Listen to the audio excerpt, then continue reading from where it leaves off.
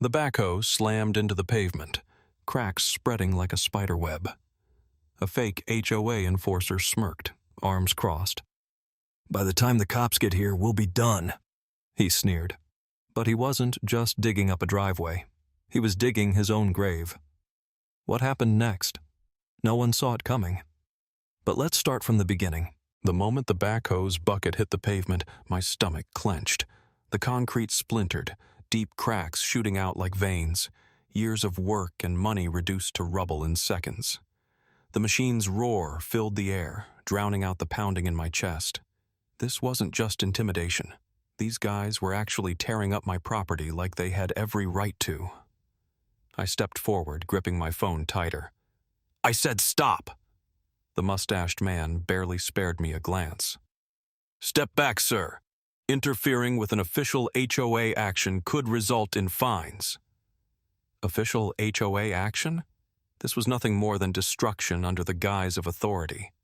The smug guy in sunglasses stood with his arms crossed, watching the chaos like he was overseeing a construction project.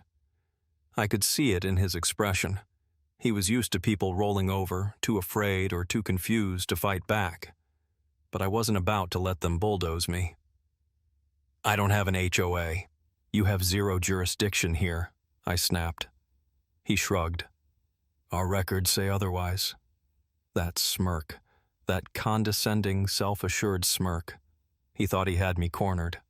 I turned my phone's camera on them, making sure to capture their uniforms, the clipboard, the backhoe driver still grinding his machine into my driveway. "Say that again, for the camera." The mustached guy's expression faltered, just for a second, before he forced a chuckle. "You can record all you want, but by the time the cops get here, we'll be done." The backhoe operator revved the engine. Another chunk of concrete crumbled. My hands clenched into fists. I wasn't just dealing with scammers handing out phony violations. I was dealing with criminals actively destroying my home in broad daylight. And they thought they could get away with it. They had no idea what was coming next. I kept the phone pressed to my ear, my pulse hammering as the dispatcher assured me officers were on the way. But that did nothing to stop the destruction happening right in front of me. The backhoe's engine roared, its metal claw slamming down again, sending another chunk of my driveway flying. Gravel and dust scattered across my yard like shrapnel from a bomb. "Stop!" I shouted, my voice hoarse with rage. The mustached man barely looked up. "Sir, interfering with an official HOA operation could result in fines," he said, his grin wide, eyes gleaming with amusement. He was enjoying this. They knew exactly what they were doing, pushing just far enough to intimidate, to make me feel powerless. These weren't just con men handing out phony citations. These were predators, relying on fear and confusion to get their way. I'd heard the horror stories. Elderly residents scammed out of thousands, homeowners bullied into compliance. But now they had escalated beyond threats. They were actively tearing apart my property, confident no one would stop them in time. The sound of cracking concrete felt like a punch to the gut. This was my home, my land, and they were ripping it apart like they owned it. I stepped forward, planting myself between the next dig site and the backhoe's bucket. If they wanted to keep going, they'd have to go through me. The operator, a rough-looking man with a 5 o'clock shadow and a cigarette dangling from his lips, let out a short laugh. Then, with deliberate slowness, he reached for the controls and swung the bucket just inches away from my chest before yanking it back. "Better move back, buddy," he said, voice laced with amusement. A mix of rage and helplessness burned through me. And that's when I heard it. The distinct metallic click of a shotgun being cocked. I turned. Mr. Thompson, my next-door neighbor, stood on his porch, shotgun cradled in his arms like he'd held it 1,000 times before. His weathered face was calm, but his eyes were locked onto the fake enforcers with a look that made my stomach turn cold.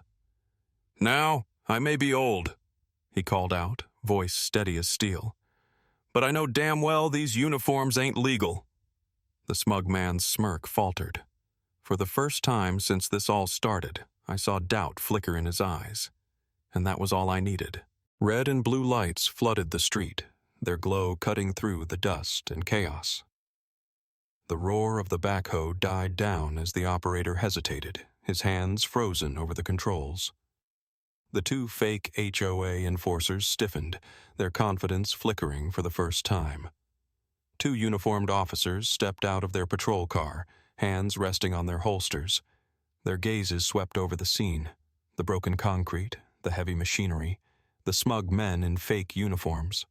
One of them, a tall officer with a sharp, no-nonsense expression, took a step forward. "Step away from the machinery," he ordered, voice firm. The mustached man cleared his throat and straightened his shoulders, trying to regain control of the situation. "Officers, this is just a routine HOA enforcement action," he said smoothly, holding up his clipboard. "We have the paperwork."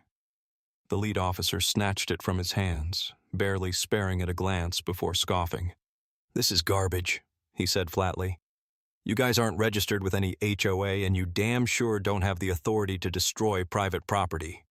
The slick man's smirk vanished. A bead of sweat glistened on his forehead. "There must be a misunderstanding," he tried, his voice losing its edge.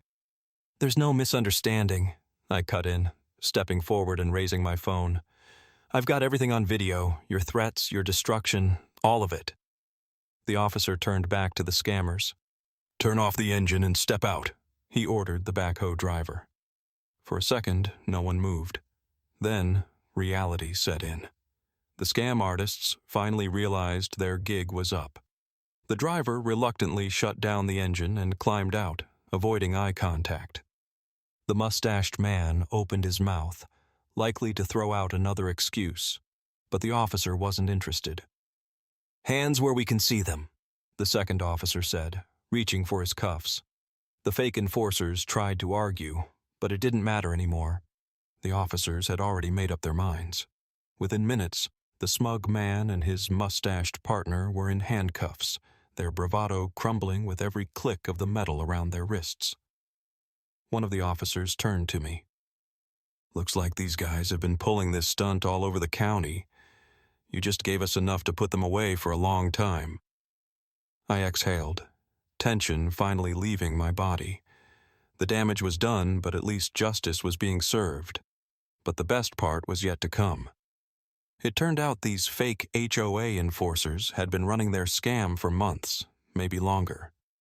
Over a dozen homeowners had fallen victim, intimidated into handing over thousands of dollars for bogus violations. Some had their fences torn down. Others had been forced to pay for mandatory repairs that never even happened. But until now, no one had been able to stop them. I was the first to catch them in the act, with undeniable proof. Between my footage, the police report, and testimony from other victims, the case against them was airtight.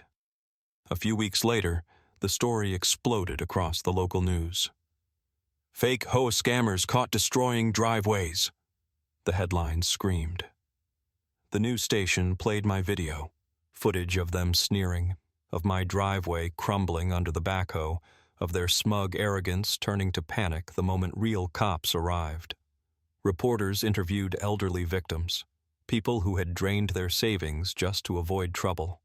Their voices shook with anger, some with tears, as they recalled how helpless they'd felt. But not anymore. We weren't just exposing them. We were making sure they paid. A group of us, every homeowner they had scammed, filed a lawsuit. The charges stacked up fast. Fraud, destruction of property, criminal misrepresentation, even extortion in some cases. The penalties weren't just financial. These guys weren't getting off with a slap on the wrist. When the trial came, I made sure to watch every second. And when the verdict was read, when the judge sentenced them to serious jail time and ordered full restitution for every victim, I knew we had won. A few days later, I sat on my couch, flipping through channels, when I saw them again, this time on a courtroom TV feed. No smug expressions, no fake authority. Just two criminals in bright orange jumpsuits, shackled at the wrists, being led away by bailiffs. I smiled. Next time some scammer thought about pulling a stunt like this, they'd know exactly how it would end.